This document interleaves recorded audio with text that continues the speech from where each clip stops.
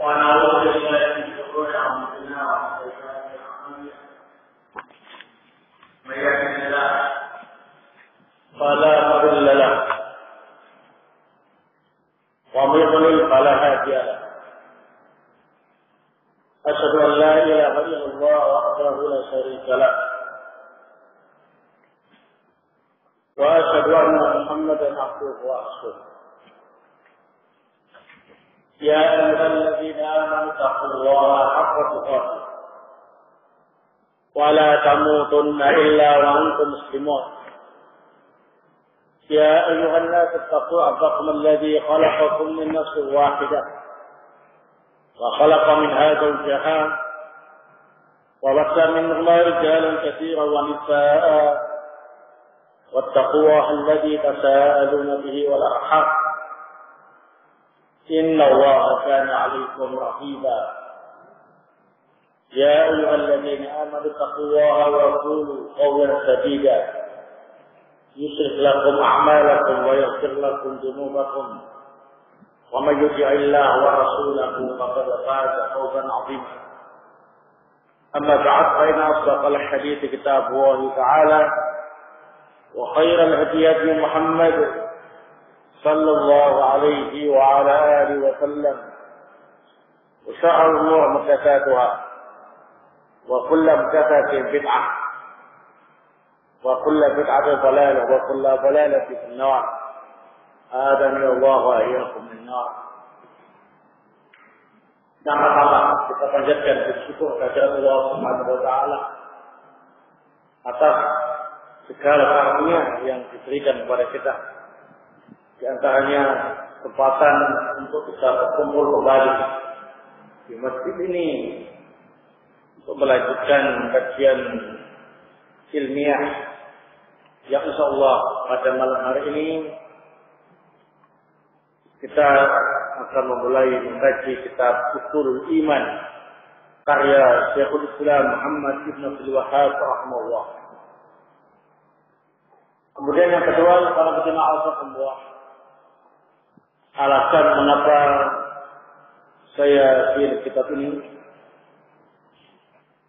di antaranya ialah kitab ini adalah karya Syekhul Islam Muhammad bin Abdul Wahhab rahimahullah yang banyak ditutup macam-macam oleh mereka-mereka yang membenci dakwah beliau, khususnya para pengagum kuburan dan juga para pengagum pikir dukun dan yang lain sebagainya terkedok. Nah, sehingga dengan menampilkan karya beliau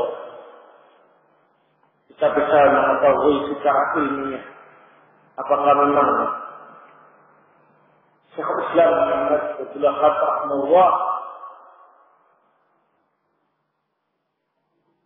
keyakinannya tidak sesuai dengan Al-Quran dan As-Sunnah apakah sesuai keyakinan beliau selalu jaga dengan Al-Quran dan Sunnah As-Sahih sehingga bisa mengetahui mana di antara dua pihak yang terpegang dengan semua. Mereka yang menuduh yang Islam Muhammad Abdul Wahhab rahimahullah dengan tujuan dusta yang bermacam-macam tujuan ataukah Syekh rahimahullah yang berada di atas Al-Quran dan Sunnah. Baik. Jadi tidak semata-mata tutur kitabnya, tapi juga penyusunnya. Akan tetapi perlu diingat, bukan berarti dengan menampilkan kitab karya Syekhul Islam Muhammad Ibn Abdul Wahhab rahimahullah kemudian kita taklid buta pada beliau. Lah, beliau ini manusia biasa, ya, bagaimana kita tidak terlepas dari zillah, ketergelinciran, kesalahan, sehingga karena Allah kita pelajari kitab beliau ini semata-mata dalil yang beliau sampaikan dan kebenaran yang beliau tampilkan, bukan karena fanatik buta pada Syaikhul Islam Muhammad Abdul Wahhab rahimahullah. Nah, kemudian kita memohon kepada Allah Subhanahu wa taala taufik, hidayah serta pertolongannya untuk mengkaji kitab ini mulai dari awal.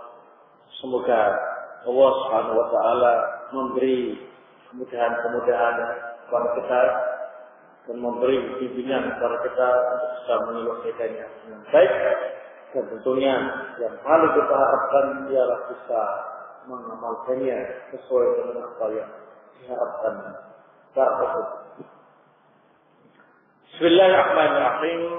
Qala Syaikhul Islam Muhammad bin Abdul Wahhab rahimahullah taala, babu ma'rifatillah azza wa jalla wal iman bih.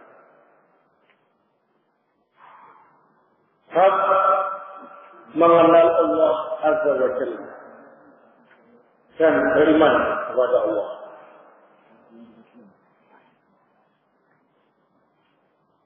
Di bab pertama ini untuk mengenal Allah azza wa jalla dan beriman kepada Allah, memuat beberapa hadis tentang masalah ini. Karena berjemaah Allah,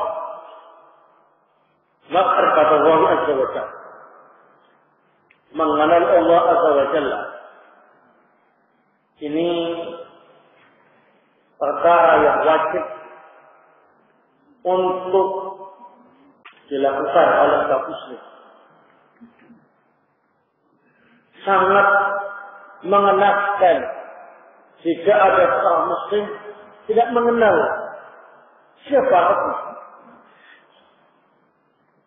hanya semata-mata nama Allah Subhanahu wa taala.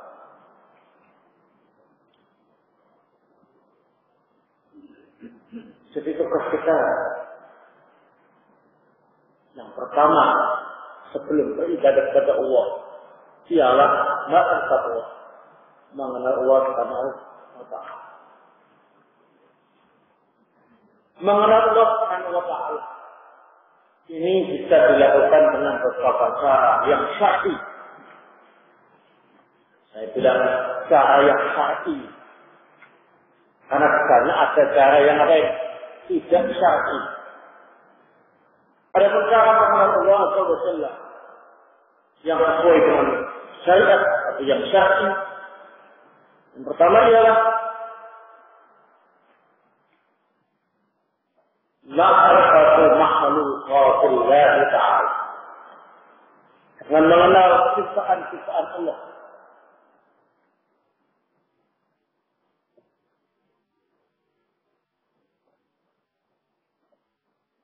Jadi kalau kita melihat ciptaan-ciptaan Allah di alam semesta ini, kemudian kita renungkan dengan seksama, akan ada kesimpulan jika ada yang mampu membuat alam semesta ini dengan tatanan yang rapi semacam ini, kecuali Zat yang Maha Kuasa, yakni Allah Subhanahu wa taala. Kenapa kok langsung kita sebut Allah Subhanahu wa taala? Kita pastikan mereka yang menyembah selain Allah untuk memajukan calonnya, mampukah mereka menciptakan alam semesta? Orang-orang Hindu Buddha yang punya banyak dewa, mampukah dewa-dewa mereka menciptakan alam semesta? Mereka akan mengatakan bisa. Orang Nasrani yang menyembah Nabi Isa dan Maryam,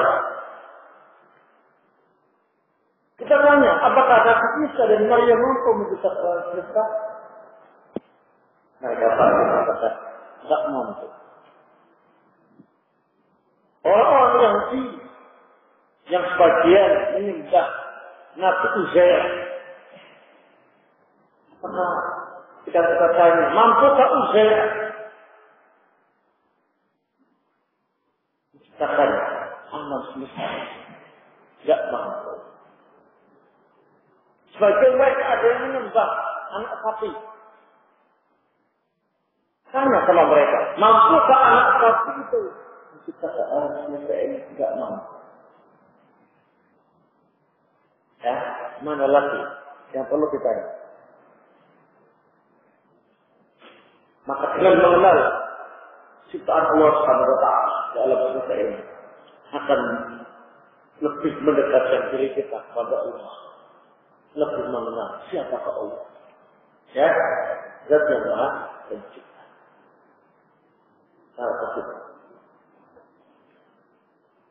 Yang kedua,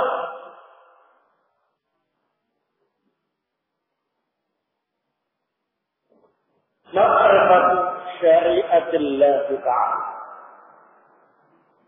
Mengenal syariat Allah Subhanahu wa ta'ala.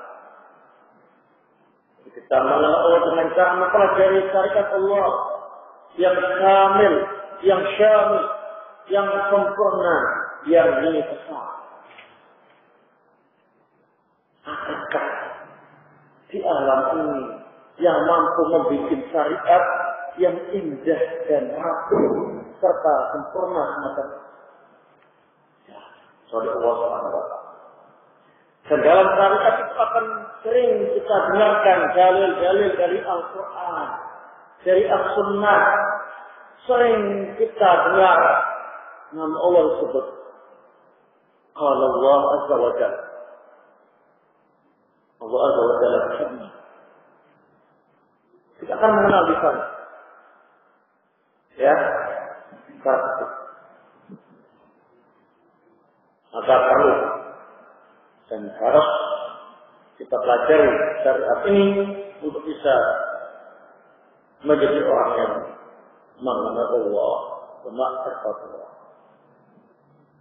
Yang ketiga,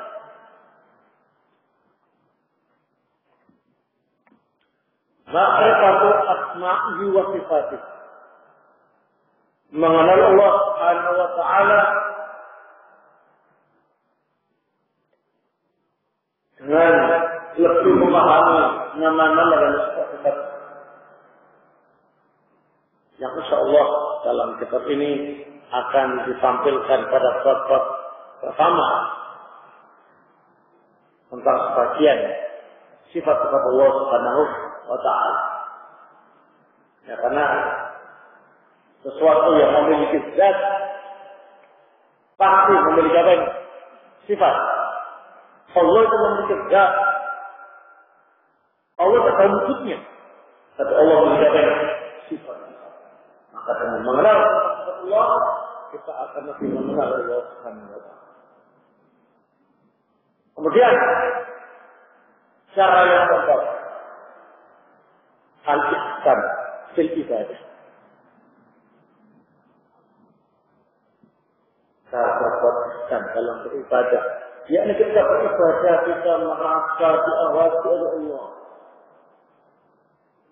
dan kita yakin Allah melihat kita, sekalipun kita masih belum bisa melihat Allah Subhanahu wa ta'ala. Maka perasaan kita akan semakin dekat.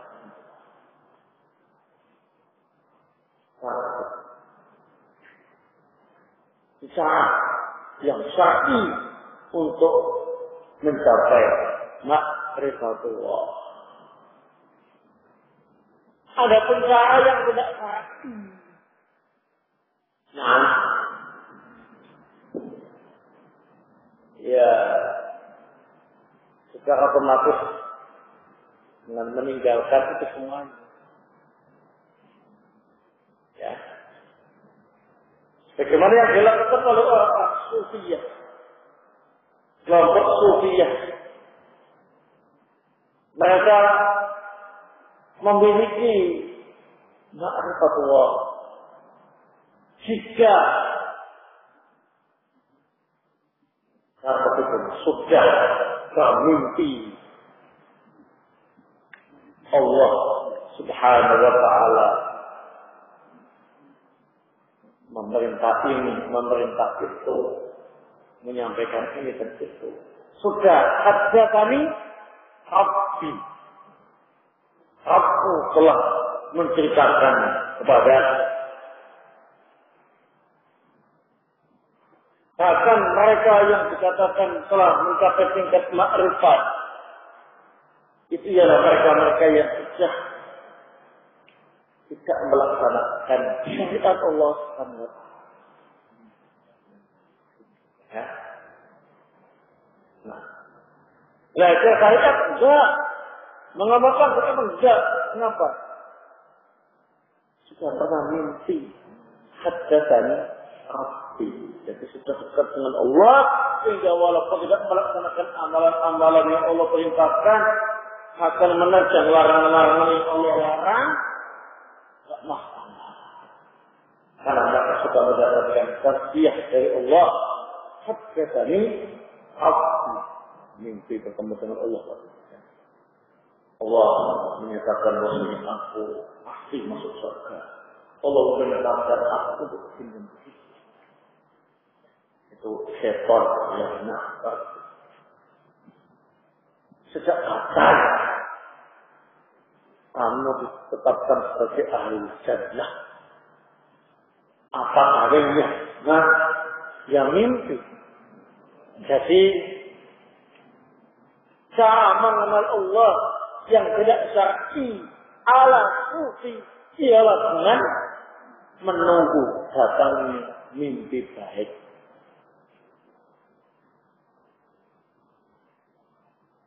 Naudzubillah min dzalik. Kok mimpi baik, baru enggak sholat, enggak puasa, enggak zakat, enggak haji, enggak yang lain. Kenapa? Sudah makrifat Allah. Naudzubillah min dzalik. Salah. Ya. Wal iman bih. Setelah mengenal Allah, wajib mengimani Allah Subhanahu wa ta'ala. Adapun cara mengimani Allah Subhanahu wa ta'ala yang syar'i. Ini ada 4.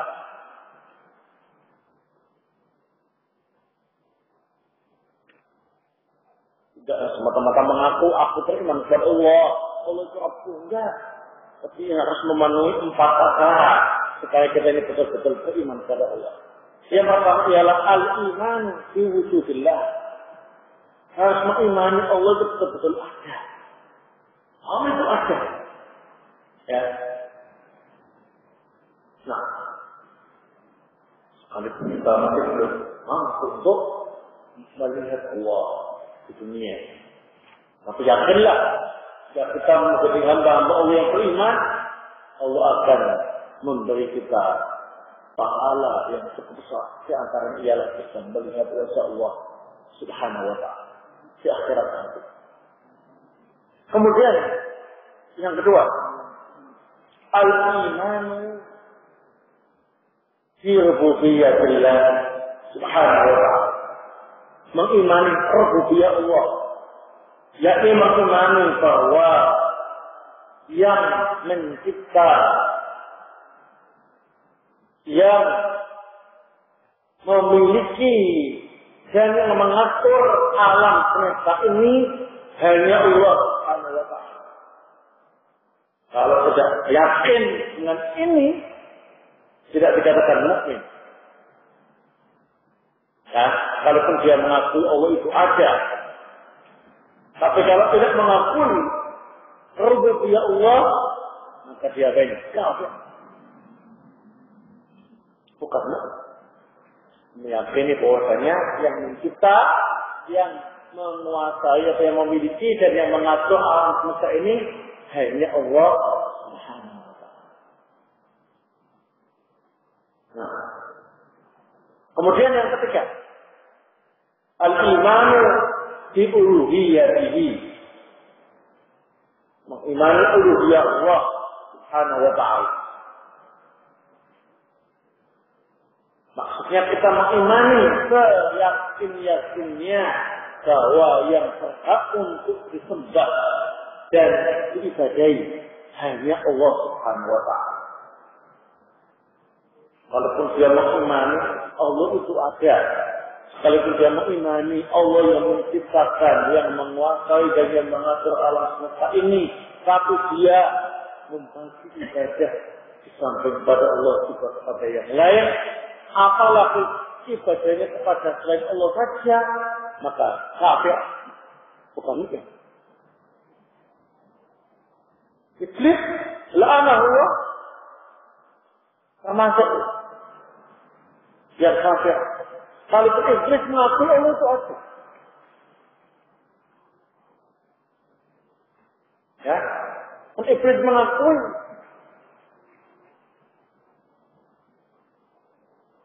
kepada Allah. Maka iblis mengakui kan dirinya itu diciptakan oleh Allah dari api. Khalaqtani min nar. Tapi iblis tidak beribadah kepada Allah Subhanahu wa Ta'ala. Sehingga iblis katakan apa ini? Dan yang keempat, al-iman bi asma'illah wa sifatihi. Mengimani nama-nama Allah dan sifat-sifatnya dengan cara yang benar. Ya.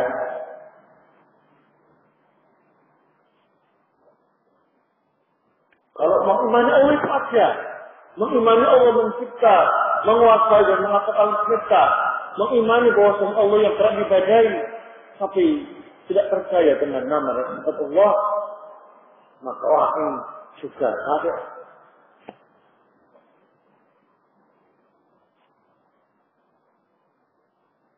Yang sebagaimana orang itu dikatakan kafir jika mengatakan Allah itu cara tersebut punya nama As-Sami yang Maha Mendengar. Tapi Allah tidak punya pendengaran. Allah itu Al-Basir, namanya Maha Melihat. Tapi Allah tidak punya penglihatan. Ucapan semacam ini adalah ucapan mengingkari sifat-sifat Allah Subhanahu wa Ta'ala. Orang Maha Melihat enggak punya penglihatan. Melihatnya pakai apa? Sampai diberi nama yang Maha Melihat. Lebih baik itu nama yang Maha Buta. Ya. Ya kan? Aneh, ya kan? Allah itu Maha Melihat, tapi enggak punya penglihatan. Naudzubillah. Ya. Baik. 4 perkara ini wajib diimani semuanya, bukan dipilih salah satunya. Ya, semuanya harus diimani. Itu cara beriman kepada Allah Subhanahu wa Ta'ala.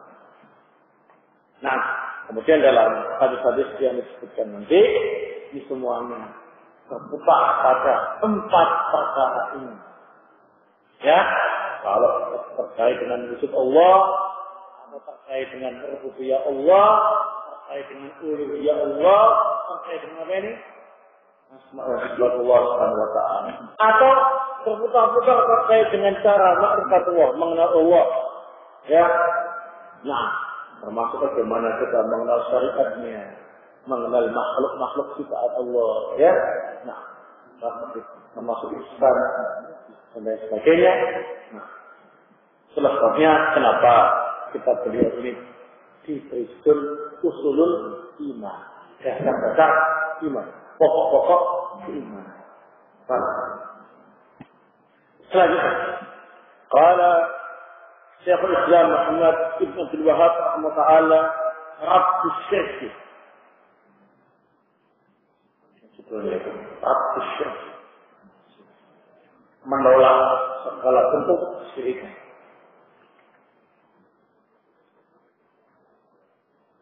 An Abi Hurairah radhiyallahu taala anhu,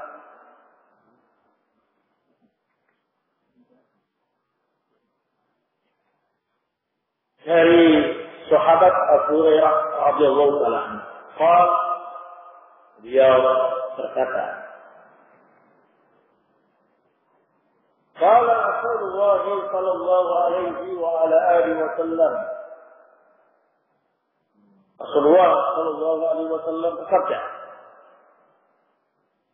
qala Allah Ta'ala, Allah Ta'ala berfirman,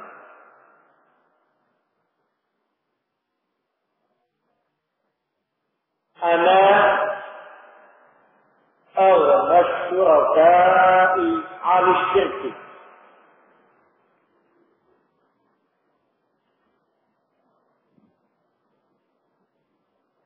Man 'amila amalan asyraka fihi ma'i ghayri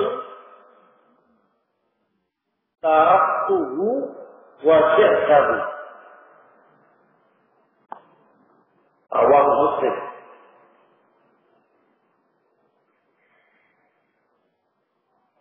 Allah Ta'ala berfirman, aku adalah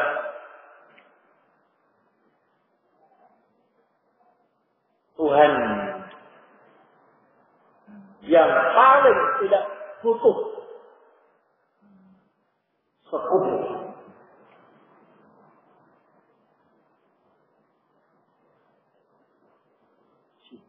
Aku adalah orang yang paling, adalah zat yang paling tidak butuh apa ini? Sekutu.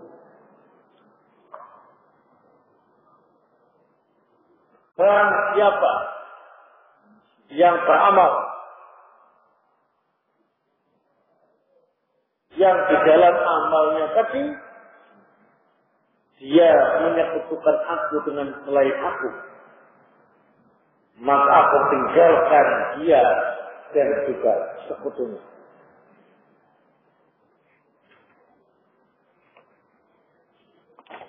Hadis ini diriwayatkan oleh Imam Muslim dalam kitab Zuhud, hadis nomor 2985.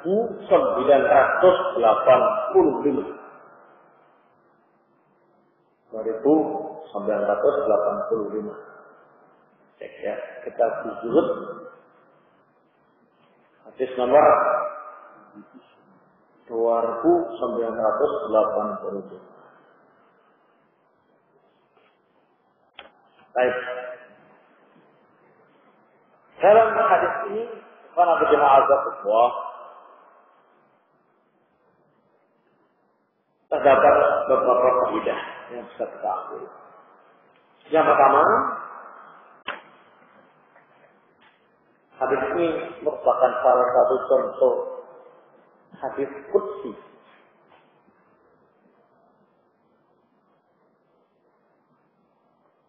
Jadi hadis qudsi itu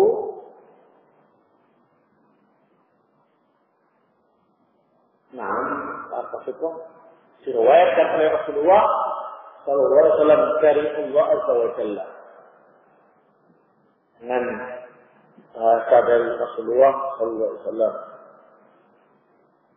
Ya.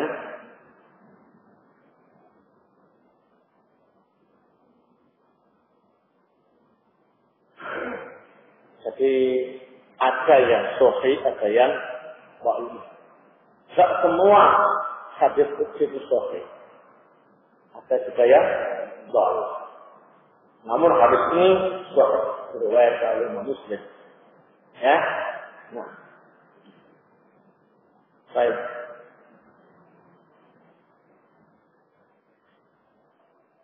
Kemudian faedah yang kedua, dalam hadis ini terdapat dalil tentang wujud Allah Azza wa Jalla. Kita tadi mengimani Allah Ta'ala. Ada wujudnya, ya. Tentang al-iman wujudillah. Mana dalil? Kalau Allah Ta'ala, Allah Ta'ala berfirman, sesuatu yang tidak ada itu tidak bisa bicara. Nah ini Allah berbicara, Allah berfirman, tapi Allah itu ada. Ya? Nah, tidak mungkin sesuatu yang tidak ada kemudian bersuara.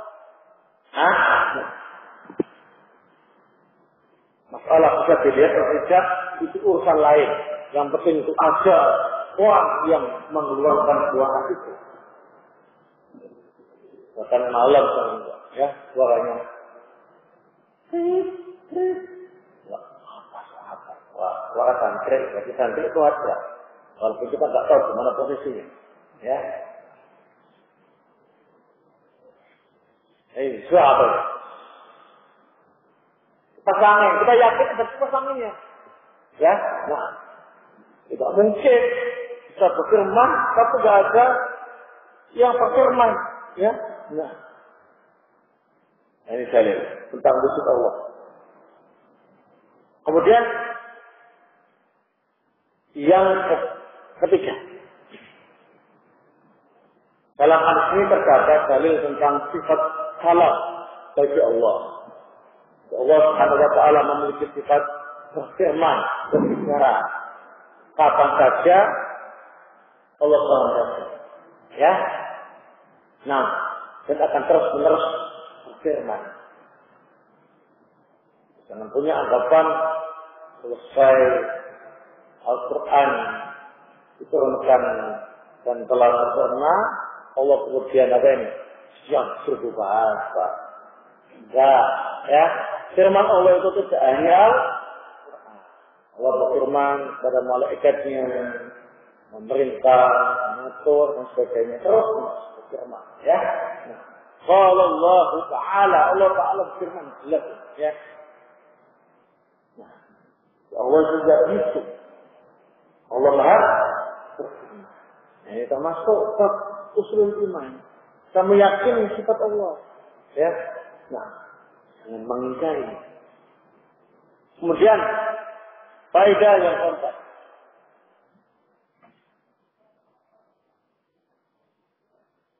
Dalam hal ini terdapat dalil tentang larangan untuk berbuat syirik dalam bentuk apapun.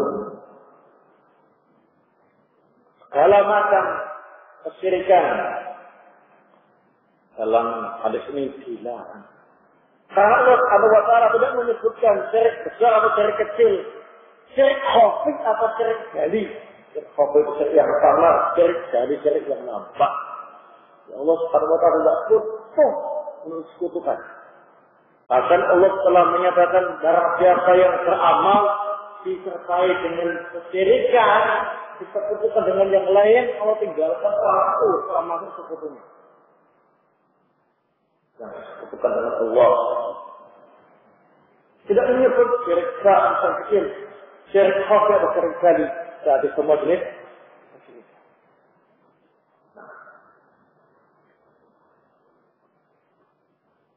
Baik, barakallahu.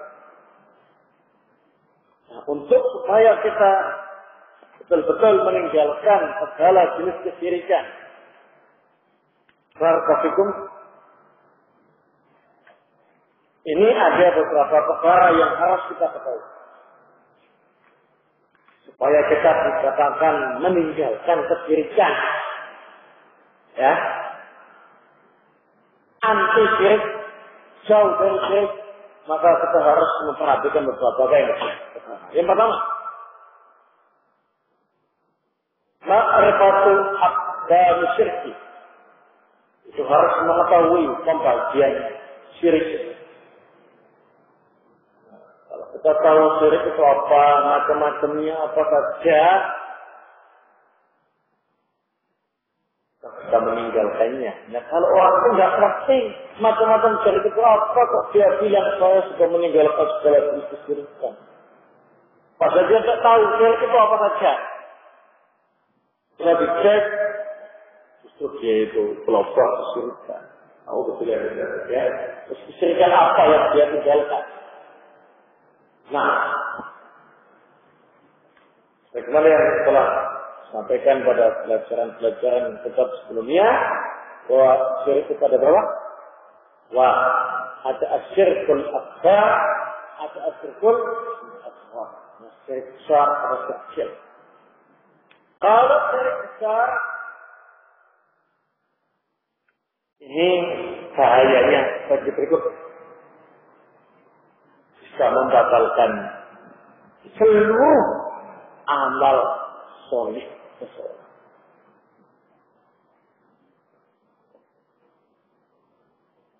Bahaya yang kedua, jika mati pelakunya, maka kekal di neraka dan tidak diampuni oleh Allah.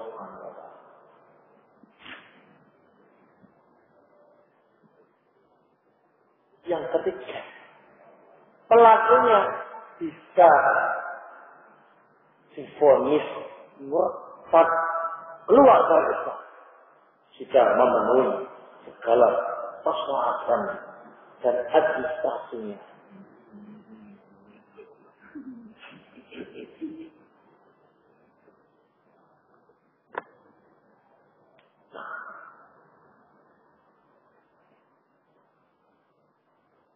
Contoh besar doa ghairullah, doa meminta sesuatu kepada selain Allah.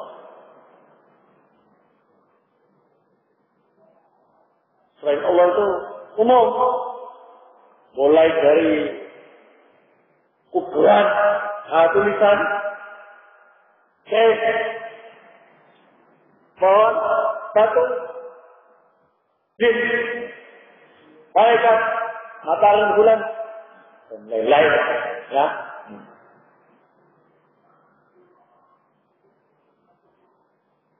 Kemudian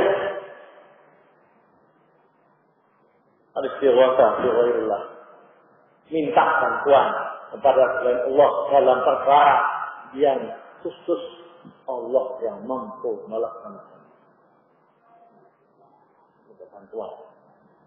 Minta bantuan untuk tolak bencana.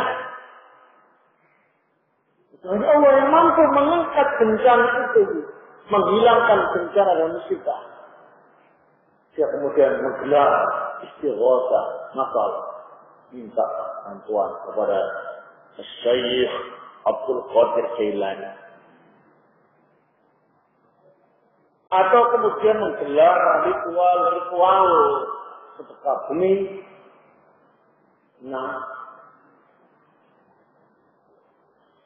Atau menyembelih kepala kerbau, minta bantuan kepada Rakyat Selatan untuk menolak balak dan sebagainya, termasuk al-istighatsah bil asyirkul akbar.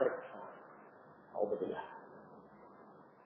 Kemudian adzabhu li ghairillah, menyembelih hewan untuk dipersembahkan kepada selain Allah dengan niat taqarrub,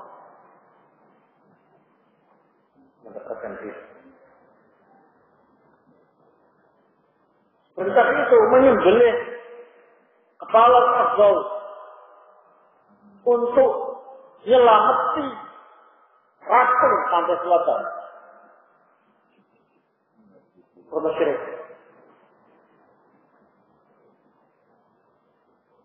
Ya. Menyembelih ayam, putih, singa atau hitam. Ya. Untuk menyelamatkan jin supaya menjaga rumahnya dari gangguan orang jahat. Ya, alhamdulillah. Wan nada' li ghairillah, nada' kepada selain Allah. Ketika kalau ada orang yang ziarah kubur, ke makam-makam yang dikeramatkan, saya bernadar, jika setelah saya ziarah ke makam ini, saya jadi orang sukses, maka setiap malam Jumat saya akan datang ke makam sampean dengan membawa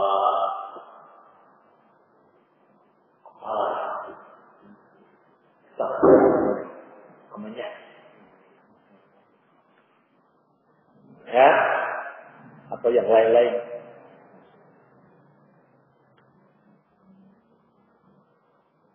Ini harus dijauhi, karena Allah akan meninggalkan kita dan kesyirikan yang kita lakukan. Kemudian asyirkul asghar, syirik kecil. Nah, ini bisa menghapus sebagian amal solih. Ya, tidak semuanya, sebagian amal solih. Juga dampak negatifnya, jika pelakunya mati belum sempat bertobat, menurut sebagian pendapat ulama, Allah tidak mengampuninya. Harus dihukum di neraka sekalipun tidak kekal. Sehingga dengan dosa yang lain masih memungkinkan untuk diampuni sehingga tidak dihukum. Kalau ini harus dihukum neraka. Kalau mati belum sempat bertobat.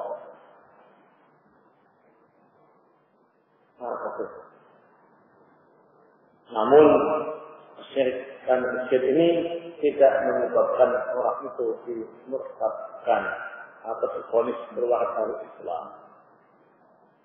Tetapi syirik ini dosanya lebih besar daripada dosa besar yang lain selain syirikan.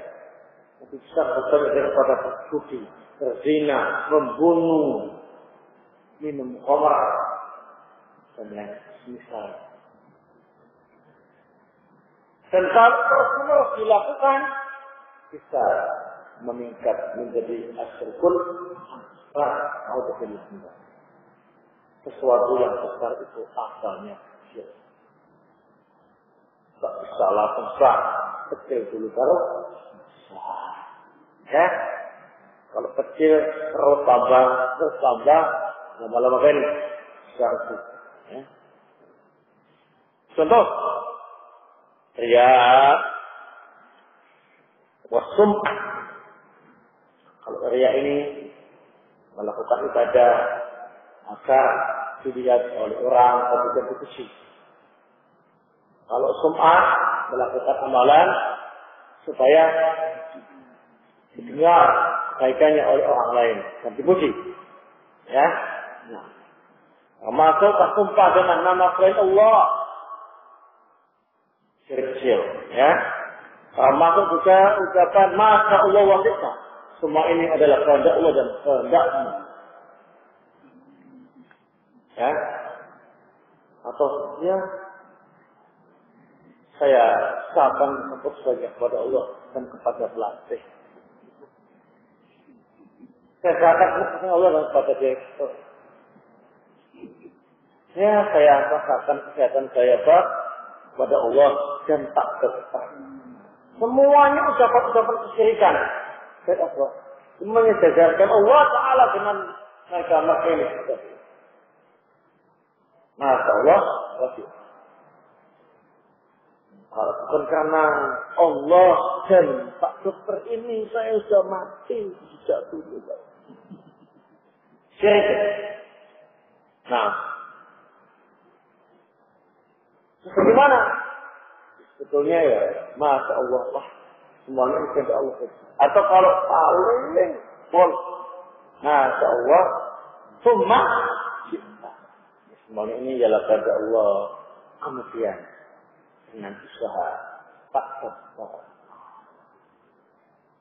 Kemudian itu tadi tidak ada unsur al-jam'u yang menyebutkan, ya. Termasuk juga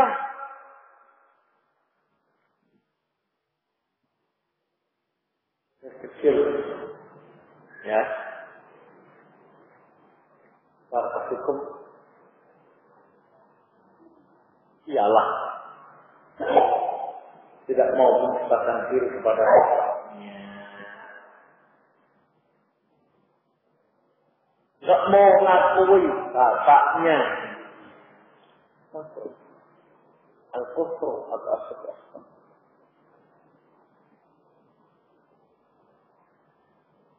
Entah karena benci sama bapaknya, kenapa yang sudah tidak mau ngaku.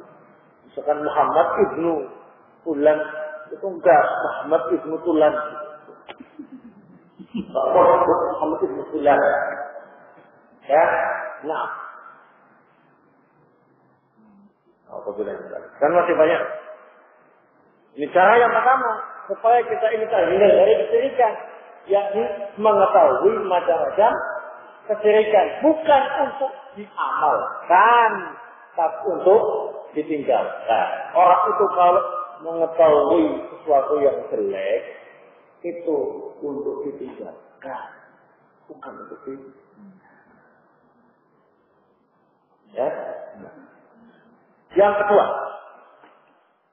cara yang kedua supaya kita bisa terhindar dari kesyirikan.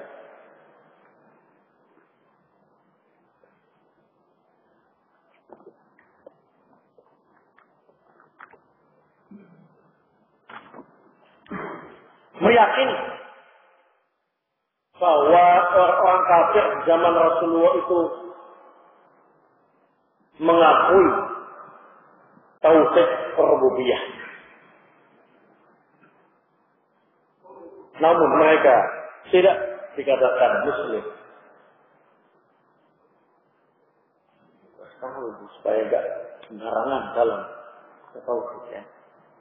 Jadi orang musyrik zaman dulu pada zaman Rasulullah itu mereka itu mengakui Allah itu ada. Ya. Mereka sudah mengakui rububiyah Allah, mengakui yang mencipta, yang menguasai dan yang mengatur alam semesta ini ialah Allah Subhanahu wa taala. Tapi mengapa mereka itu dikatakan kafir, musyrik, bukan muslim? Karena kurang lengkap cara mengimani Allah tadi itu. Hanya kata-kata al-imanu fi wujudillah dan al-imanu fi rububiyatillah saja. Kurang lengkap. Ini penting. Ya. Supaya kita ini dalam beriman tidak semata-mata meyakini yang itu. Tapi harus ada konsekuensinya.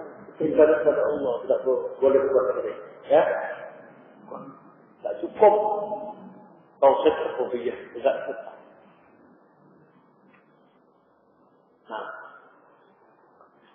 kemudian kita bisa mengakui, mengimani kalau tauhid rububiyah itu belum cukup menjadi seorang mukmin. Ya, nah, kemudian cara yang ketiga.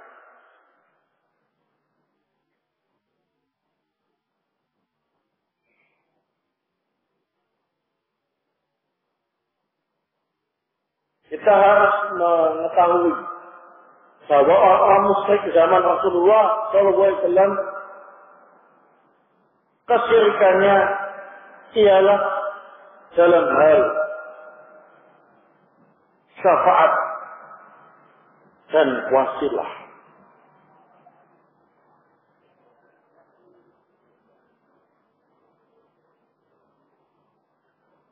Mereka itu kalau ditanya kamu kok memuji-muji berhala, Lata, Wat, Yahud, Hubal, dan lain-lain. Mereka akan mengatakan, mana butuhum illa liqarribuna illahi.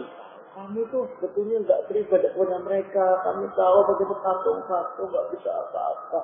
Kami itu hanya ingin supaya mereka ini menjadi juru syafaat kita dan sebagai perantara bagi kita supaya apa yang kita butuhkan itu bisa langsung diterima oleh Allah Subhanahu wa taala. Disebut saya. Jadi jangan dicontoh seperti itu. Sebagaimana yang dilakukan oleh orang-orang muslim zaman kita ini, walaupun bukan di depan bal. Bukan di depan apa ini? Yahud, kenapa? Tapi di depan apa ini? Batu nisan. Tolong sampaikan pesan saya kepada Allah. Salah lain. Menjadikan sebagai apa yang tanpa. Ya? Itu kesyirikan. Jangan dilakukan. Ya, ini perlu disampaikan supaya kita tidak salah dalam mata ini tauhid dan supaya terhindar dari kesyirikan. Kemudian yang keempat, kita harus mengetahui bahwa orang kafir musyrik pada zaman Nabi Sallallahu Alaihi Wasallam sesembahannya itu macam-macam. Ada yang menyembah malaikat, ada yang menyembah nabi, ada yang menyembah orang soleh, ada yang menyembah pohon, batu, matahari, bulan, akan menyembah patung-patung. Ya. Jadi supaya kita itu tidak memiliki kesimpulan yang salah. Kalau kesyirikan itu hanya mereka yang menyembah patung seperti orang itu Buddha saja. Lah, minta kepada orang soleh yang telah mati, para wali yang telah mati, matahari, bulan, kepada jin-jin, kepada pohon-pohon, semuanya syirik juga. Jangan dibilang syirik itu menyembah patung saja. Betul. Tapi kita ketahui, karena orang-orang sekarang itu ngiranya kalau menyembah patung itu baru musyrik tulen. Kalau tidak menyembah patung, berarti bukan musyrik itu ya. Nah, musyrik-musyrikan. Ya, beneran itu ya. Ada sama saja. Ya. Dan yang terakhir, kita harus meyakini bahwa kesyirikan di zaman sekarang ini lebih parah daripada kesyirikan pada zaman Rasulullah Sallallahu Alaihi Wasallam. Pada zaman Rasulullah dulu, orang musyrik itu melakukan kesyirikan, kalau keadaannya baik, sangat susah, kesulitan.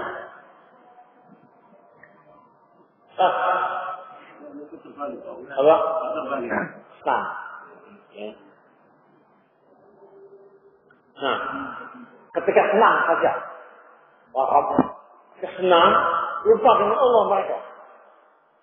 Tapi dalam kondisi sulit, mereka ingat pada Allah. Tapi orang musyrik pada zaman kita sekarang ini, dalam kondisi senang, mereka lupa dengan Allah. Dalam kondisi kesulitan, tambah lupa. Ya, nah, kembalinya ya macam-macam tapi itu. Nah ini. Jadi itu adalah perkara-perkara yang bisa menghindarkan kita dari segala jenis kesyirikan. Dan yang terakhir ialah ad-du'a. Ad-du'a. Ya, ini berdoa supaya terhindar dari kesyirikan. Doa yang harus kita baca itu, Allahumma inni a'udzubika an usyrika bika du'a al-ikhlas wa a'udzubika wa ana la a'lam. Allahumma inni a'udzubika an usyrika bika wa ana la a'lam. Ya? Wa astaghfiruka lima la. Allahumma inni a'udzubika an usyrika bika wa ana wa astaghfiruka lima la a'lam. Ya Allah, aku berikan kepadamu Allah dari kesyirikan yang aku ketahui. Dan aku minta ampun kepadamu Allah dari perbuatan syiriknya tidak aku ketahui. Ya, nah, mudah-mudahan pertemuan kita yang pertama ini bisa bermanfaat. Dan semoga Allah Subhanahu Wa Taala menyelamatkan kita dari segala kesyirikan dan mati dalam keadaan tauhid kepada Allah Subhanahu Wa Taala. Amin. Amin. Wassallallahu ala nabiyyina Muhammad wa ala alihi wa sahbihi wasallam. Alhamdulillah.